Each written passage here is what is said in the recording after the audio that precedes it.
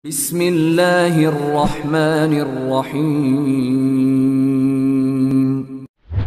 Nasihat buat kita yang udah rajin ke masjid, sudah mengaku berhijrah, mulai dari menjaga perasaan orang tua. Itulah yang paling luar biasa sunnah Nabi. Orang lain yang paling berhak untuk kita jaga perasaannya adalah orang tua kita. Dan orang tua kita yang paling berhak untuk kita jaga perasaannya adalah ibu kita, baru ayah kita. Jaga perasaan ibu kita itu 3 kali lipat. Artinya, maksud 3 kali Nabi mengatakan ummuka, artinya apa? Kata sahabat, ya Rasul, siapa yang paling pantas untuk saya berbakti? Ibumu. Terus siapa lagi? Ibumu. Terus siapa lagi? Ibumu. Maksudnya apa? Ibumu. Kata sahabat, kalau ibu saya misalnya jengkelin gitu, tetap ibumu. Kalau ibu saya itu orangnya ngeselin, tetap ibumu. Pokoknya apapun alasannya, ibumu dulu. Jaga perasaan ibu. Sejauh itu Islam mengajarkan akhlak kepada kita. Gimana menjaga perasaan ibu? Ini ada cerita. Ada seorang tabi'in. Tabi'in ini keturunan Nabi, kalau nggak salah namanya Ali bin Husain Zainal Abidin. Nah, tabi'in ini ketika sedang makan, orang Arab kan kalau makan tuh pakai nampan gitu ya. Jadi makannya bareng-bareng kan dengan keluarga, ayah, ibu, anak tuh bareng makannya tuh. Nah, Ali ini nggak pernah dia makan satu nampan dengan ibunya. Dia siapin makanan untuk ibunya, terus dia tunggu sampai ibunya selesai. Kalau ibunya udah selesai, baru dia makan. Ditanya sama orang-orang yang melihat kejadian itu, kenapa engkau tidak pernah makan bareng dengan ibumu? Apa kata dia? Saya khawatir ketika saya sedang makan bareng dengan ibu saya mengambil bagian dari roti yang ibu saya sebetulnya menginginkan itu.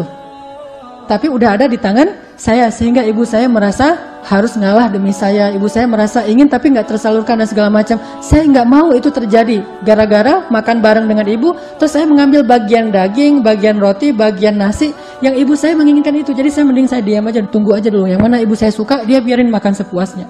Sebegitunya sahabat menjaga perasaan ibu mereka. Ada lagi tuh seorang ulama lagi ceramah kayak gini. Ulama besar loh. Bukan sekedar ulama kecil-kecilan di satu masjid. Ini ulama besar di zamannya, sekelas dengan Imam Malik.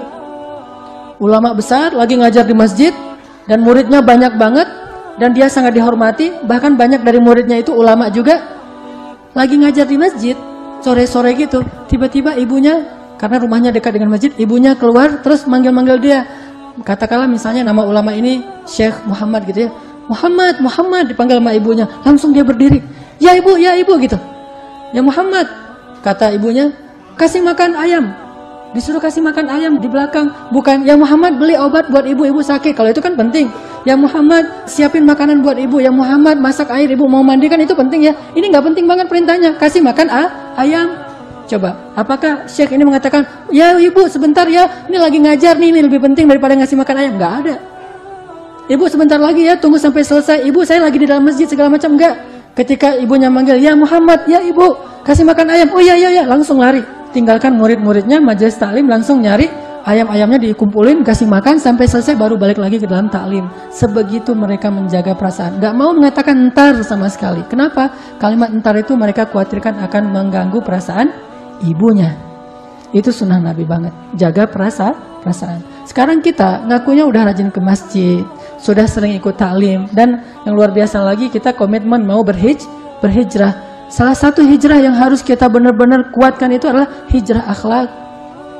Dan tunjukkan itu bahwa kita udah berubah. Hijrah itu kan perubahan, shift, bergeser dari yang dulu. Mungkin banyak salah, sekarang memperbaiki diri. Hijrah akhlak, berubah. Akhlaknya dulu kita sama orang tua kita, kalau dipanggil cuek gitu, acuh tak acuh nggak jelas. Sekarang kalau dipanggil oleh ibu kita miskon, langsung kita telepon.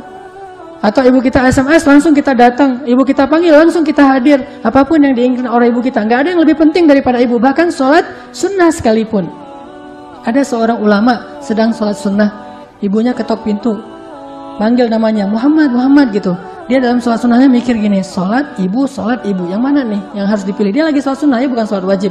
Antara sholat atau memenuhi panggilan ibu. Dia mikir, akhirnya dia pilih, ya udah sholat dulu aja, sebentar lagi saya akan datang ke ibu saya setelah selesai sholat. Kan sholat tinggal dikit lagi, rakaat terakhir. Ternyata apa?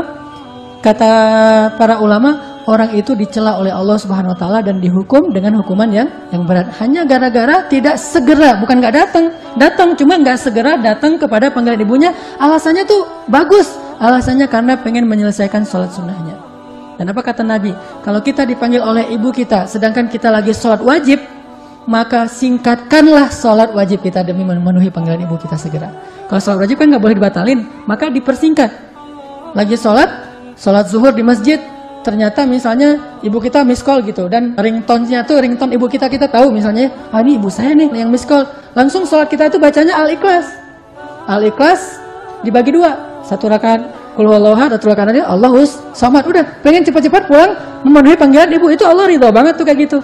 Jangan bilang lebih mementingkan ibu daripada Allah. Bukan, justru Allah yang nyuruh kita mementingkan ibu daripada Allah sendiri. Coba kayak gimana Allah menghargai perasaan seorang ibu. Maka seorang anak itu kata Allah, fala taqul lahuma uff.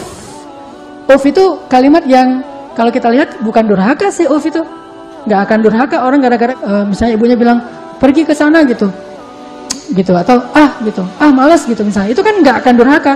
Tetapi itu pesannya itu bukan masalah dosa besar, tetapi masalah ngejaga perasaan orang tua. Jangan sampai kalimat yang kayak gitu aja kita ucapkan sehingga membuat orang tua kita menjadi sedih karenanya, membebani orang tua kita. Ini namanya sunnah sariroh, sunnah perasaan Nabi untuk menjaga perasaan orang lain, mulai dari ibunya.